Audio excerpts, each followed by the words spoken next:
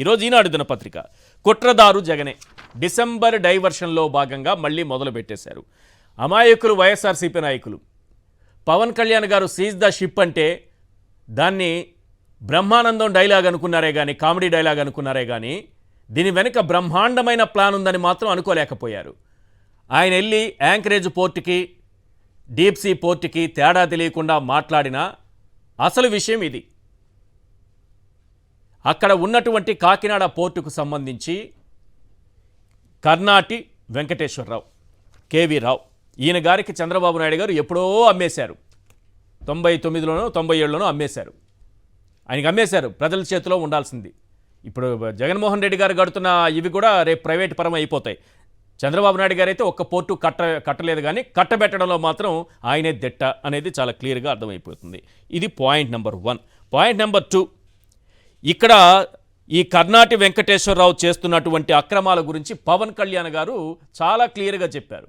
అప్పుడు చంద్రబాబుతో ఉన్నారా లేరా, కేవీ రావుతో ఆయనకి ఏమైనా వ్యక్తిగతంగా ఇష్యూస్ ఏమైనా ఉన్నాయా, లేకపోతే అలా మాట్లాడితే తనకేదైనా లాభం జరుగుతుందని అనుకున్నారా, ఏంటో తెలియదు.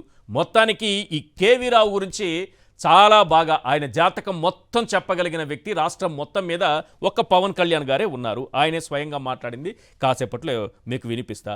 యాంకరేజ్ పోర్టు నుంచి జరగాల్సినటువంటిది, అంటే ప్రభుత్వ ఆధీనంలో ఉండే యాంకరేజ్ పోర్టు నుంచి జరగాల్సిన బియ్యం ఎగుమతిని అక్రమంగా సీపోర్టు నుంచి నడిపించిన వ్యక్తి ఈ కేవీ రావు అని ఒక పేరు ఉంది. ఆ విషయాన్ని కూడా మన పవన్ కళ్యాణ్ గారే కొంత విశదీకరించి చెప్పారు. అది కూడా మీకు వినిపిస్తా. ఇక్కడ సమస్య ఏమంటే 2020లో అరబిందో సంస్థ వీళ్ళ దగ్గర నుంచి 41% వాటా కొనుగోలు చేసింది. వాటా కొనుగోలు చేయాలంటే మామూలు విషయం కాదు. వాటాలు షేర్లు కొనుగోలు చేయడంటే అంత ఈజీగా నడిచిపోయే వ్యవహారం కాదు. దీనికి మళ్ళీ ఈ వాటాలకు సంబంధించి దాని వాల్యూ వేయడానికి కూడా పెద్ద పెద్ద సంస్థలు ఉంటాయి. అవి దీని వాల్యూ ఎంతో కూడా చెప్తుంది. ఆ వాల్యూ చెప్పిన తర్వాతే సంతకాలు జరిగిపోతాయి. సంతకాలు జరిగి దానికి ఏవో ఉంటాయి, కంపెనీ లా ప్రకారం జరుగుతుంది ఇవన్నీ కూడా.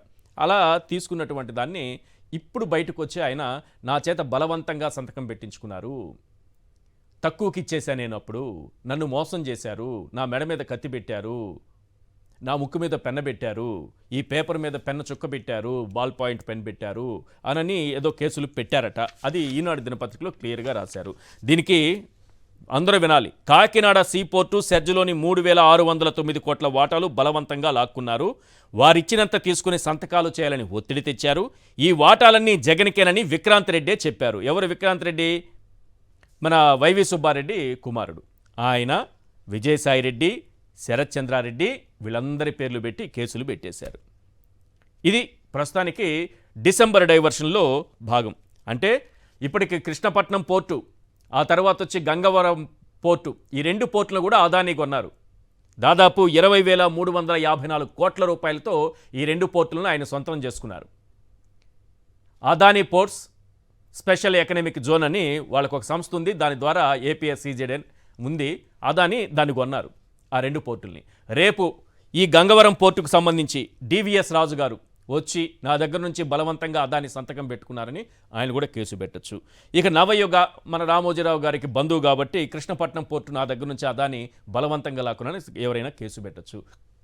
వీటన్నింటికంటే అత్యంత ముఖ్యమైనది, ఎవరైనా మీరు మీ ఆస్తులు అమ్మేసుకో ఉంటే, ఎవడో ఒకడో అమాయకుడు కొని ఉంటే ఇప్పుడు వెళ్ళి కేసులు పెట్టేయండి. ఆ రోజు బలవంతంగా నా దగ్గర రాయించుకున్నాడు, తక్కువ రేటుకి అమ్మేసా నేను, ఇప్పుడు నాకు ఎక్కువ రేటుకి నాకు డబ్బులు ఇప్పించండి, వాడిపైన కొన్నవాడిపైన కేసు పెట్టి వాడిని జైల్లో వేయండి అని ఇప్పుడు మీరు వెళ్ళేటటువంటి వెసులుబాటు ఒకటి ఆంధ్రప్రదేశ్ ప్రభుత్వం తీసుకొస్తున్నట్టుగా మనకు కనిపిస్తోంది. రైట్, ఈ అంశాలపైన మనం మాట్లాడే ముందు పవన్ కళ్యాణ్ గారు చాలా చక్కగా విశదీకరించారు. ఎవరి గురించి? కర్నాటి వెంకటేశ్వరరావు గురించి. ఆయనే ప్రస్తుతానికే కాకినాడ పోర్టు ఆయన ఆధీనంలోనే ఉంది. ఆయనే దానికి ఎండి, సర్వస్వం ఆయనే. ఇది 97లోనే మన చంద్రబాబు నాయుడు గారు ఆయన కట్టబెట్టేశారు. చాలా పోర్టులు కట్టేటటువంటి మంచి విజన్ ఉన్న నాయకుడిగా చంద్రబాబు నాయుడు గారు ఆ రోజే కీర్తి తెచ్చుకున్నారు. అదేదో పాపం దేవుడి దయ వల్ల కోట్ల విజయభాస్కర్ రెడ్డి ప్రారంభించినటువంటి పోర్ట్ ఇది, ఆయన కట్టారు. దాన్ని తీసుకెళ్ళి ఈయన చేతిలో పెట్టారు. ఇప్పుడు ఈయన వెళ్ళి కేసులు పెట్టారు. మొత్తం జగన్కి జుట్టే కుట్ర చేస్తున్నారు. మళ్ళీ ఒక చిన్న పాయింట్ ముగించి మీకు అది వినిపిస్తా, మన పవన్ కళ్యాణ్ గారి వాయిస్ వినిపిస్తా. ఇందులో రామోజీరావు గారి ఆత్మ ఒక్క విషయాన్ని అయితే క్లియర్గా చెప్పింది సార్. పోర్టులో వాటా కోసం రాక్షస రాజకీయం, ఆడిట్లో తప్పులు చూపించి కేసులు పెడతామని బెదిరించి రాయించుకున్నారంట. ఆడిట్లో తప్పులు చూపించారంటే తప్పులు చేసినట్టే కదా. అక్రమ వ్యాపారం చేసినట్టే కదా. అక్రమ వ్యాపారం చేసుకుంటే దొరికిపోయారనే కదా రామోజీరావు గారు చెప్తున్నది. ఇందులో క్లియర్గా రాశారు, ఈనాడు దినపత్రిక చదవండి. కర్ణాటి వెంకటేశ్వరరావు గారి నుంచి చాలా క్లియర్గా రామోజీరావు గారి ఆత్మ రాసింది చూడండి. పోర్టులో వాటా కోసం రాక్షస రాజకీయం, ఆడిట్తో తప్పులు చూపించి కేసులు పెడతామని హెచ్చరిక, అలా పెట్టి బలవంతంగా తీసుకున్నారట. అంటే తప్పులు చేశారు, అక్రమ వ్యాపారాలు అయితే మావాడు చేశాడు, కానీ ఇది తర్వాత సంతకాలు పెట్టించుకున్నారనేది రెండో యాంగిల్ ఇది.